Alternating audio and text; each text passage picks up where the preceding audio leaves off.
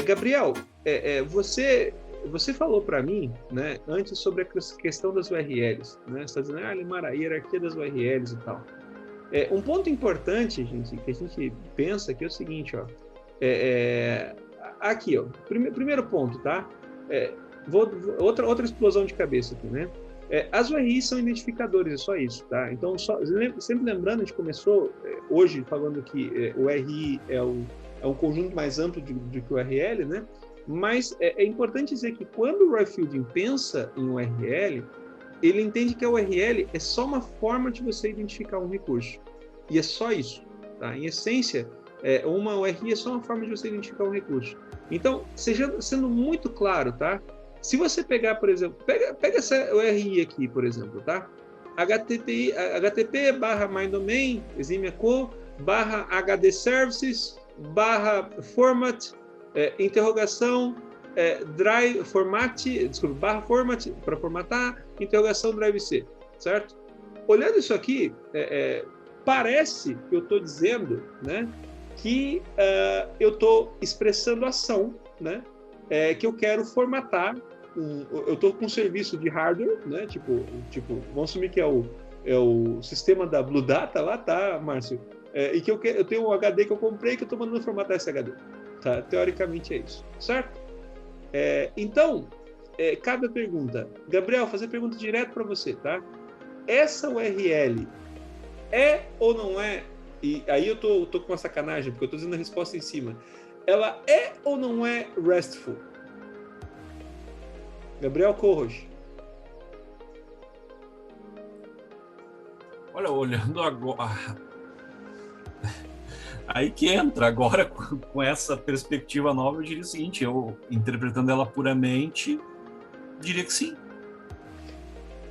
Por quê? Tu tá com o mouse ali na frente, ali, Marco, daí deu uma... Não, mas não só para comentar... Não é para ler, não usa o meu próprio texto. Não, eu ia dizer, não é o texto, mas ali, ó, aquele HD Service, na verdade eu tô comentando de um recurso e dando um estado, uma operação daquele recurso. Não é essa a razão. A intenção foi boa, mas a resposta está certa, mas a pergunta é errada, né? Para não dizer que você errou na resposta. Alguém se arrisca a dizer... Gente, assim, ó, eu estou dizendo que... Eu vou dizer para vocês que essa URL, ela é RESTful. Agora, por que essa URL é RESTful? Márcio, vou provocar algumas pessoas. Mas por que essa URL é RESTful? Tô pensando aqui. Tá. Quer pensar um pouco mais? Vai pensando aí. Wendel, por que essa URL é RESTful? Eu imagino que é porque ela está expressando de fato o que ela está tentando fazer. Não. A operação. Não. William Santos, meu amigo, o homem do Black Power. Por que essa URL é RESTful?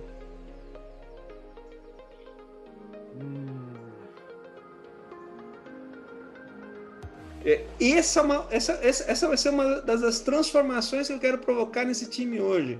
Por que essa URL é, afinal de contas, RESTful? Não sei responder, cara.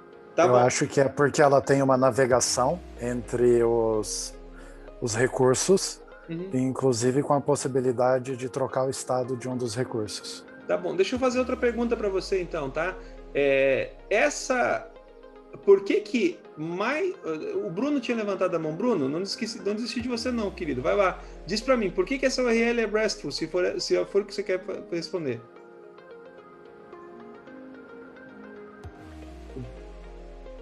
Bruno? Tá mudo, Bruno.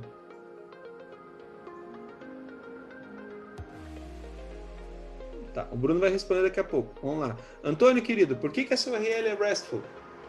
Posso dar meu chute aqui? Eu acho, porque assim, ela vai deixar de ser RESTful se você der a semântica que o format é um verbo. Ó, estou mandando formatar. Agora, se isso aqui é um recurso, que por acaso o nome é format, é hash. Eu acho que é isso, né?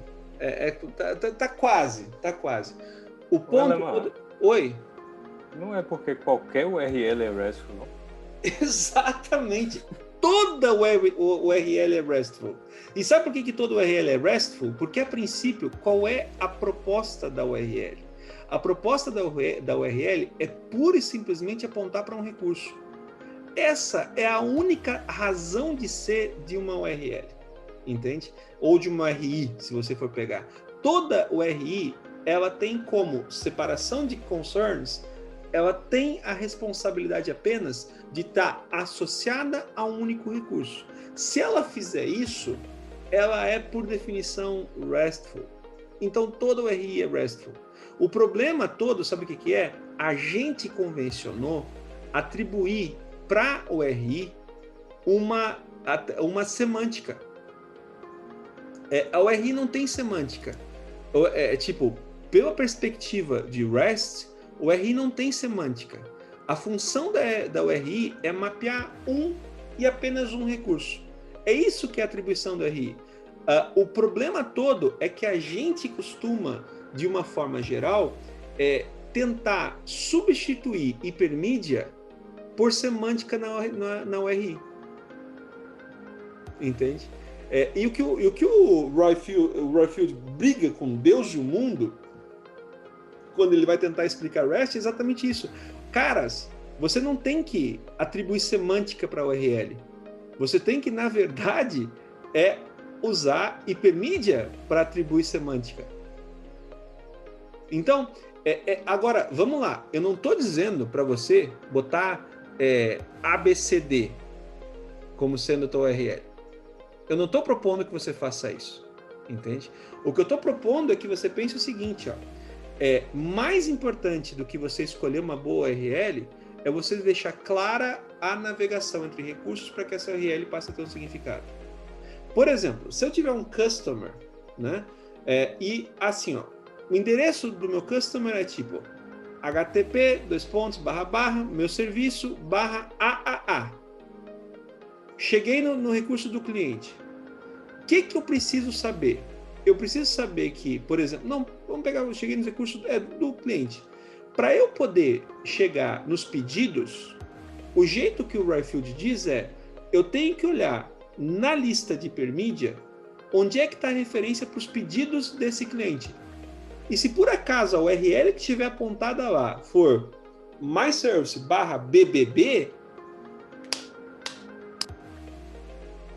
não faz diferença. Esse ponto é crítico para a gente poder entender o ponto. Agora vamos lá. É óbvio, né, gente? É óbvio que eu não tenho, que eu não vou fazer URLs de uma forma descuidada. O ponto é que, por incrível que pareça, o fato de eu tomar cuidado excessivo com as URLs faz eu pensar que eu posso dispensar a hipermídia. E aí a coisa se perde. E é isso que eu quero que vocês comecem a pensar. É óbvio que eu não vou botar, tipo, um domínio desses aqui. É óbvio que eu não vou botar. Mas, é óbvio que eu não vou usar isso aqui na prática. Mas o ponto isso aqui não deve ter significado semântico para quem está utilizando o recurso. Porque um dos grandes pecados... E agora, vamos lá. Por que isso não pode ter representação semântica? E por que eu devo focar em ter hipermídia? Porque, vamos pegar um exemplo simples aqui, tá? Eu vou lá e crio /customers. Aí eu deduzo que /customers... O que acontece? Ó? É natural eu deduzir que /customers vai retornar para mim a coleção de clientes. Que /customers /123 vai retornar para mim a representação do cliente 123. Que /customers /123 /orders vai retornar para mim a relação de pedidos desse cliente. Certo? É óbvio, eu vou fazer esse tipo de associação. Agora, o que isso aqui acaba trazendo? Isso aqui acaba trazendo um incentivo muito forte para que o meu cliente faça a navegação do meu sistema com base em concatenação de string. Porque ele assume um pattern de definição das URLs. E o que acaba fazendo isso? Isso acaba trazendo o que para mim na prática? Isso acaba trazendo para mim acoplamento. Eu passo a ter um acoplamento de URLs. Porque o meu cliente passa a deduzir que eu sigo um padrão para determinar a navegação. E o que acaba acontecendo? O que acaba acontecendo é que esse pattern que eu estou definindo aqui, se ele for quebrado, me implica em fazer o quê?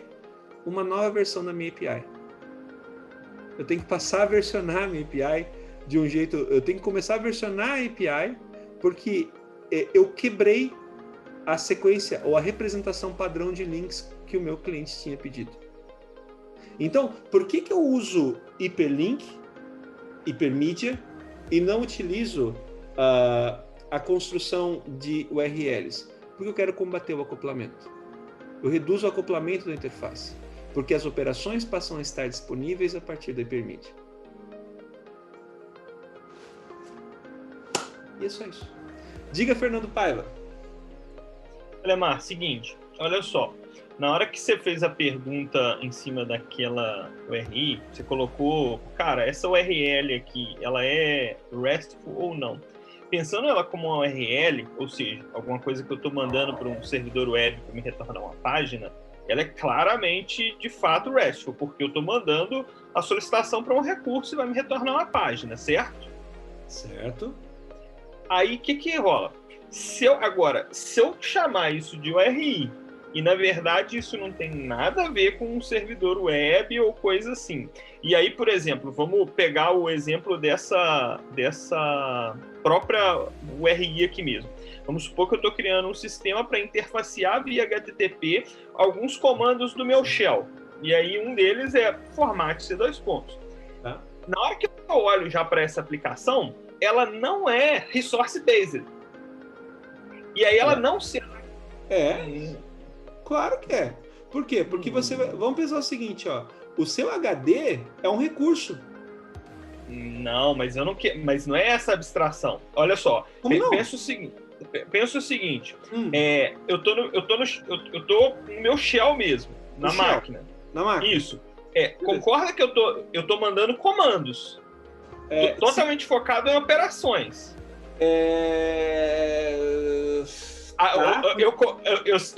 Eu concordo com o que você está pensando o seguinte: se eu quiser abstrair como recursos, dá também. Sim. Mas, a princípio, é um sistema totalmente baseado em comandos. Na hora que eu estou construindo uma API que eu quero representar comando, talvez nem faça sentido eu querer fazer isso como recurso. Isso. E aí, como arquiteto, você vai dizer, beleza, eu vou modelar isso aqui como XML RPC.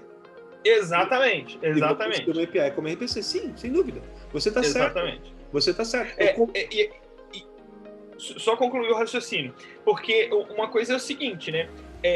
Se eu entendi bem o que você colocou, eu posso estar usando o protocolo HTTP com inclusive com os retornos e respostas corretas, código de erro correto, o que de qualquer jeito é recomendado, sendo RESTful ou não. Okay. Agora, de acordo com a característica da minha aplicação, eu posso simplificar muito a abstração dela seguindo as restrições RESTful, ou eu posso fugir deliberadamente delas porque eu estou modelando e por um acaso eu escolhi HTTP como protocolo. Perfeito. É isso aí. Só que aí, Fernando, aí entra a coisa que é opinativa, tá? O Roy Fielding, especificamente, diz que a motivação para desenvolver REST foi criar uma arquitetura, foi criar um modelo de arquitetura de como a web deveria funcionar. Na visão do Roy Field, e isso começa a fazer sentido para nós, quando você manda um comando, que é o que você está pedindo, vou criar uma API como RPC, certo? Quando você cria um comando, efetivamente, esse comando ele é difícil de você observar num cenário distribuído, porque você está mandando para um servidor remoto e provavelmente, por exemplo, você vai dizer que você quer iniciar uma... você vai querer, por exemplo, obter o estado dessa formatação. Como é que está a execução desse comando? Entende? Exato. Num cenário distribuído, isso fica difícil de observar se você mandar o comando. Cara, onde é que eu pego o estado? Então... E tem outro, né, Lemar? A web, ela é, por definição, um sistema baseado em recurso, né? Você simplifica a implementação da web absurdamente quando você pensa ela stateless, né? Não é nem a questão do stateless aqui especificamente, tá? Mas é exatamente a questão de você pensar recurso, entende? Você começar a pensar em termos de manipulação de recurso puro e simples, entende? Então, o que o Royfield é opinativo, e aí, cara, aí é opinião, tá? Aí é opinião. O Royfield disse, cara, eu quero achar um jeito de delimitar a web para que a web seja... funcione do jeito que ela foi pensada para ser usada, certo? Qual é o jeito certo de usar a web? Aí ele vai falar para você, cara, o jeito não é fazendo RPC. O jeito é você pensando como recurso, entendeu? E aí a versão opinativa. E aí você pode dizer, o Royfield que vá dormir na casa da mãe dele. Eu não concordo com ele, mas tá tudo bem, entendeu? Agora, o importante aqui, Fernando, é entender, e essa abstração que eu quero trazer para vocês, entende? É muito perigoso quando você começa a pensar composição de URL e começa a atribuir para a URL uma responsabilidade semântica. Você começa a dar semântica para o identificador. Porque o identificador, na visão do Royfield, ele deve ser somente um identificador. Porque se você atribui semântica para o identificador, você acaba estabelecendo um contrato implícito, né? E aí, com a atribuição do contrato implícito, você acaba tendo um problema. Tá bom? Legal. Show de bola. Legal também. Meu amigo Gabriel, diga-lhes.